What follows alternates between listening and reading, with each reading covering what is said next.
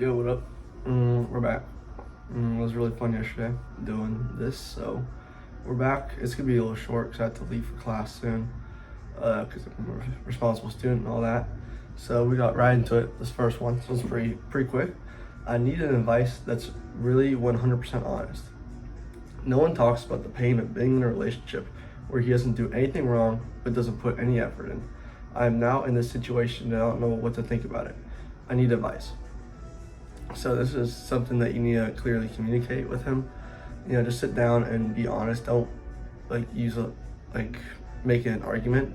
Just kind of like, hey, I feel like you're not putting in the effort that you used to put in while you're first starting out in this relationship. Because I don't know how long they've been in a relationship. It's not really that much on it, but just clear communication is the key to a relationship.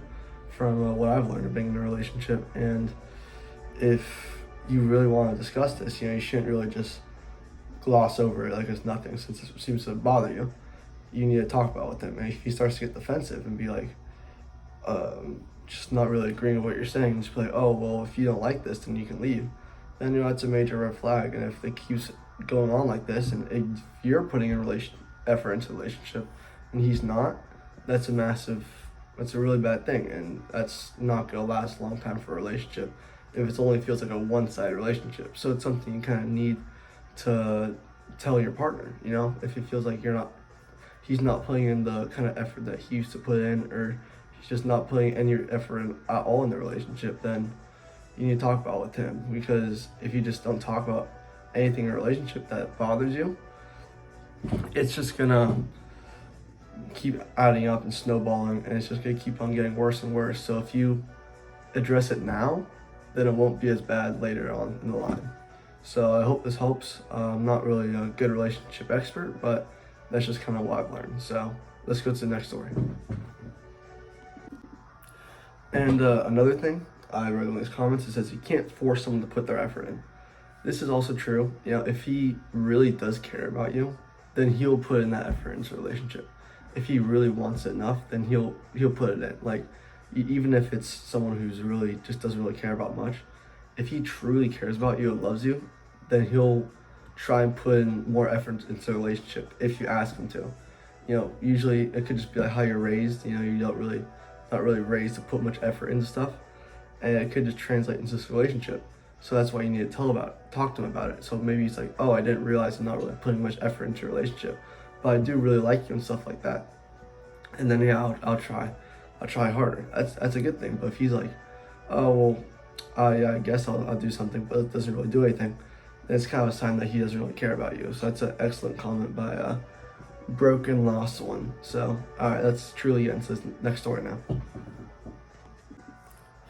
Alright, this next story is friend facing homelessness. How much longer do I let her stay with us? My husband and I own the house we live in. My friend, V, has been living with us for the past 3.5 months while she waits to move into an apartment with her other friend, Anne. Anne broke her hip, got surgery, and is no longer able to work. Therefore, V and Anne could not move in together. V does have a job and has been helping with the bills. Now that she can't move in with Anne, she has no place to go and is facing homelessness. Rent is too high for her to live on her own. I feel like my husband and I wanted our privacy back. There's no reason to kick a friend out on the streets, and it's something I won't do. But V can't stay with us forever. What do we do? Although V hasn't gotten us into any issues as a roommate and we are friends, I still feel like I can never truly relax in my own home because we are always have a guest. And some questions, some editing to answer some questions and address some things. V is not a senior. She is working part-time with the regular hours and has been searching for a second job. I've told her all my concerns, but we haven't settled on anything yet. The housing authority has a lot of places around town, but the wait list is over a year long. The homelessness shelter are small and full. Most rooms are only being sublet, only want college students, which V is not. Those leases are also short and not viable for long-term solutions. V is not a bad roommate. This was just not part of our original agreement, and my husband and I would like our space back. We are still searching for rooms so she can sublet that we aren't for college students. So in my opinion on this, you should, let her stay. Just let her stay for as long as possible. if she has that reassurance and comfort of, yes, we will allow you here for as long as you need in order to get enough money to move on, then it's just gonna be so much more beneficial for her. Because if you're always like, hey, start finding money, start getting stuff done, she's gonna just feel like so much pressure in order to do all this stuff that she's just not gonna know where to start. And help her find jobs and help her do stuff, but don't help her out too much. Let her. She's obviously an independent woman, but you shouldn't really kick out your best friend. Like, I know it kind of sucks having this guest. You can't really have private time to do, whatever you guys do. It's a little bit of a tough situation, but if you were in her shoes, imagine how awful it'd feel if she kicked you out. She's in a very rough place in her time. So just keep treating her well, keep treating her like a normal guest. Because if you were in her shoes, just think about it. If you were in her shoes and you living situation's really rough right now, and you had to crash with a friend, and she's wanting to kick you out, even though she said she's not gonna kick her out, you're still creating this looming pressure. It doesn't feel too good. So just be a good roommate and a good whatever, and just help her out as much as you can. If she's contributing some stuff to rent, she's not a bad roommate. Although it sucks that you don't have much free time, it's kind of it's just kind of life isn't what you expect it to be, and sometimes there's some roadblocks to it which aren't ideal, obviously, but you just gotta help your friend out. You just have to be a good friend, and you just have to keep comforting her and reassuring her that yes, you can stay here. But if she starts slacking and just starts not looking for jobs and stuff, because it sounds like she's still looking for jobs, actively looking for jobs, trying to get out of your place. But if she just stops doing that, then yes, you can start getting on her about that. Like, hey, come on, you're taking up our space. You need to kind of start looking for ways to get out of here. But if she's contributing, doing stuff for the house, being a good roommate, I see no reason why there should be a huge rush for her to leave. So that's my opinion. I obviously get that you want some alone time and free space with your husband to do whatever you guys want to do. But you just gotta be a good friend and help her out.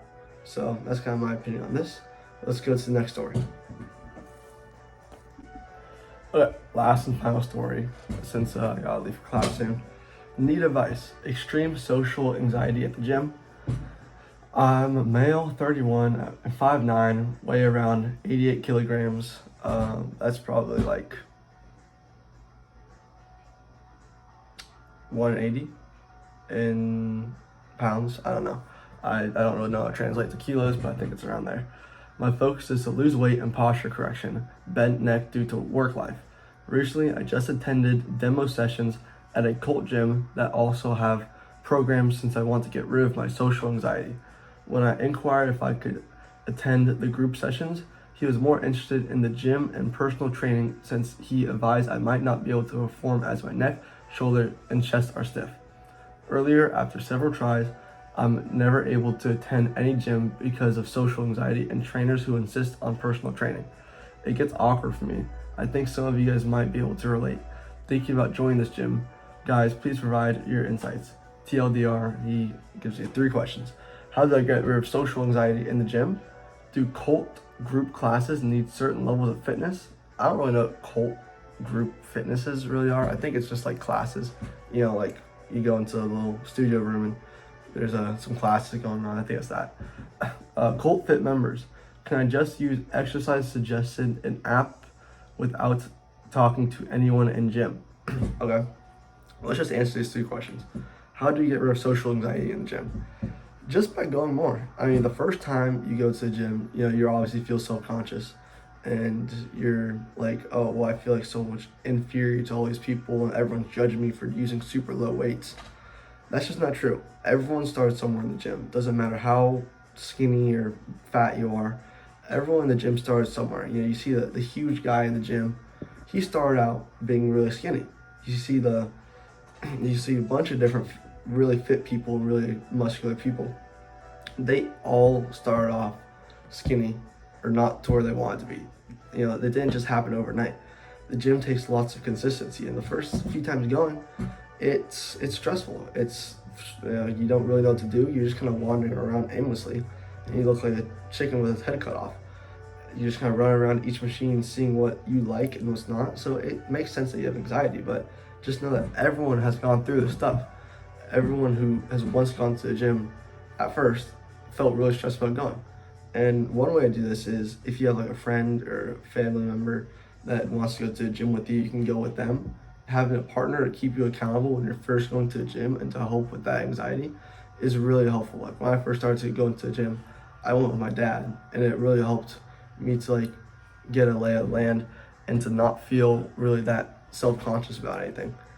And I used to have social anxiety in the gym because I just felt really small compared to all these huge guys lifting next to me. But it's like, you just have to know that everyone started somewhere, and everyone at the gym is super nice. Like, I've never met a single rude person in a gym that I go to. Everyone's super nice, super friendly. Everyone understands that, your first time going to the gym is stressful. Everyone realizes that because their first time going to the gym was stressful. So if you just kind of have that mentality and you keep going to the gym more and more, you get more and more used to it, and it doesn't get as bad because the first time for everything is the hardest. So if you just keep going more and more, like go 3 times a week, so it's gonna help a lot. That would help with your social anxiety. Okay, so question 2: do cult group fitness classes need a certain level of fitness? Thinking it will help with anxiety. I'm just gonna assume that it's like normal class. I don't know what cult class is, but I'm just thinking like group fitness classes. I'm just going with that. No, you don't really need a level of fitness at least from the gyms I've seen. You see a lot of middle-aged moms and people who aren't the fittest going to these classes. So you don't really need a level of fitness for it. I understand that you have bad posture and it could hurt. It doesn't sound like it's too bad, if it doesn't seem too bad, if it was really that bad, you would talk about it in here. So I'm just gonna assume that your neck problems aren't that bad, it just kind of hurts. But yeah, you'll be fine. And it is a good way to help out with anxiety because you work out with other people doing the exact same thing, and you get to make new friends. It's a great place to make new friends, and making friends helps with anxiety because you know a lot more people, and you feel a lot more comfortable going to the gym if you know a lot more people. So no, you don't really need a level of fitness, at least from the classes that I've seen. Cult fit members, I don't know what that is, but I'm just gonna assume gym members. Can I use the exercise suggested in app without talking to anyone in gym? Yeah, fitness apps work. Fitness apps are definitely a good way to first start out training, give you the exercises. It can even give you dietary advice. But you should start talking to people in the gym. Talking to people in the gym, making friends, at least getting to know these people in the gym is a big reason to eliminate social anxiety in the gym. If you know a lot of people there and you like a lot of people there, it's going to make you a lot more motivated to go, and you won't be as scared since you actually know the people. If you don't really talk to anyone, everyone there is just going to be big scary man or woman, and that you don't know, like you don't talk to them. So you should still talk to some people in the gym, but apps are definitely a good way to first learn like exercises and stuff along with YouTube videos. That's what I did, the best exercises to build muscle. Yeah, you can get that, YouTube videos. But yeah, you should definitely still talk to people in the gym, but also use an app. So that's kind of the third and final story. It's almost time for me to go to class. So we're just gonna wrap it up here. So if you enjoyed, I don't know when I'm next gonna upload. Whenever I have free time, I'm just gonna do these things. It's really quick. It only took like 20 minutes to do. So yeah, if once again, take this with a grain of salt. I am in no way, shape, or form qualified as an expert. I'm just a sophomore in college, practicing to be a therapist. I am in no way, shape, or form a therapist at the moment. I'm going to be one in a few years, but not right now. So this is still very beginner advice and stuff. So if you really truly need help, go seek a professional expert. I'm not one of them. But if you enjoyed, thank you for watching. If you got this far, that's pretty fun.